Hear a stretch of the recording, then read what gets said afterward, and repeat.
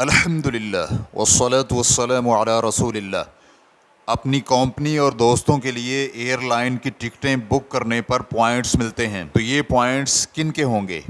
سوال کیا گیا ہے، میں ایک کمپنی میں ملازم ہوں اور ملازمین کے لیے ٹکٹیں بک کرنے کی مجھے ذمہ داری دی جاتی ہے، تو میں یہ کام بھی کرتا ہوں۔ یہ بکنگ کمپنی کے کھاتے سے ہوتی ہے اور بسا اوقات کچھ ملازمین ذاتی اخراجات پر سفر کرتے ہیں، تو ان کے لیے بھی بکنگ کر دیتا ہوں۔ یہ بکنگ ایک ویب سائٹ کے ذریعے ہوتی ہے جو کہ ہر بکنگ پر پوائنٹس فراہم کرتی ہے۔ ان پوائنٹس کو رقم میں تبدیل کیا جا سکتا ہے اور آئندہ کسی بھی بکنگ میں انہیں استعمال کیا جا سکتا ہے۔ تو کیا ان پوائنٹس کو میں خود استعمال کر سکتا ہوں؟ اور اگر میرے لیے ان پوائنٹس کو استعمال کرنا جائز نہیں ہے تو پھر میں ان کا کیا کروں؟ کیونکہ کچھ کی ادائیگی تو کمپنی نے کی ہے اور کچھ ذاتی اخراجات پر سفر کرتے ہیں، اور دونوں کو الگ الگ کرنا مشکل ہوتا ہے۔ الجواب بعون اللہ سبحانہ وتعالی۔ جس شخص کو اس کی کمپنی کی جانب سے یا دوستوں کی جانب سے سفر کرنے کے لیے ٹکٹیں بک کرنے کی ذمہ داری دی جائے تو وہ ان کا وکیل ہوگا، اور بنیادی طور پر اصول یہ ہے کہ جو کچھ بھی وکیل کو فائدے ملیں یا تحائف وغیرہ ملیں تو وہ اس کے موکل یعنی جس کی طرف سے وکالت کی ہو اس کا حق ہوتا ہے۔ جیسے کہ کشاف القناع جلد نمبر 3 صفحہ نمبر 477 میں ہے کہ موکل کہے کہ میرے لیے 1 دینار کی بکری خرید لو، اس پر وکیل نے 1 دینار کے بدلے میں 2 بکریاں ایسی خرید لیں جن میں سے ہر ایک بکری 1 دینار کی تھی، یا پھر وکیل نے ایک ایسی بکری دینار سے کم میں خریدی جو کہ 1 دینار کی تھی، تو یہ خریداری بالکل صحیح ہے اور منافع موکل کا ہی ہوگا۔ جیسے کہ عروہ بن جعد کی حدیث ہے کہ نبی صلی اللہ علیہ وآلہ وسلم نے انہیں دینار دے کر بھیجا کہ آپ صلی اللہ علیہ وآلہ وسلم کے لیے قربانی کا ایک جانور یا ایک بکری خرید لے۔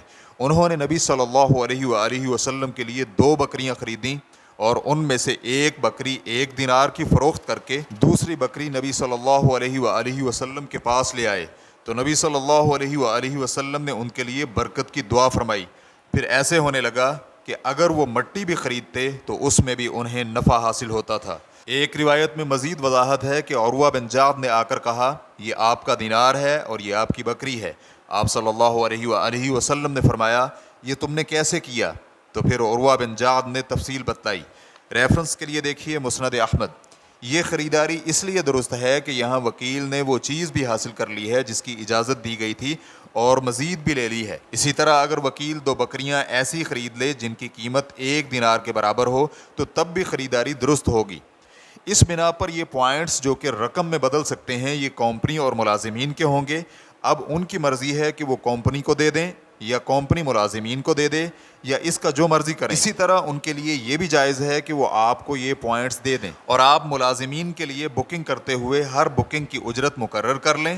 تاہم یہ بھی جائز ہے کہ آپ انہی پوائنٹس کو اپنے لیے بکنگ کی اجرت شمار کر لیں، لیکن اس صورت میں شرط یہ ہے کہ ہر بکنگ پر ملنے والے پوائنٹس کی تعداد اور ان کے عوض ملنے والی رقم معلوم ہو۔ واللہ تعالی اعلم۔ اسلام کیو اے ریکارڈنگز مؤسسۃ الشیخ محمد صالح المنجد، المملکۃ العربیۃ السعودیہ، فتویٰ نمبر 309274۔ والسلام علیکم ورحمۃ اللہ وبرکاتہ۔